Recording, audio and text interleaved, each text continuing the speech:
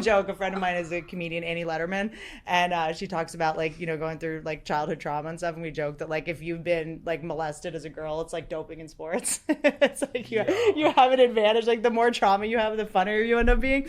But I, you know, studied theater in college and all that kind of stuff. I studied journalism as well, which journalism used to be this thing where individuals would tell the truth about what was happening in the world. It ended like 10 years ago. But now the news is actually fiction. And all media is documentaries that are the truth. It's completely flipped. But studying journalism, I think, was kind of my way subconsciously. Like being a comedian, you're kind of like a silly journalist in a way. You're like talking about current events. You're trying to like investigate things and figure things out. And it's also a little bit like being a lawyer. Like I always say in comedy, you say something that's not true and then you prove it.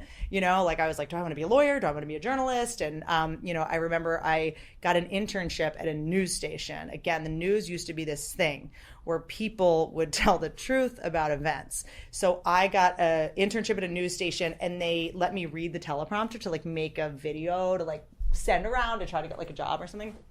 And they let me read the local news, which local news is always insane, right? It's always like, is lead poisoning your children?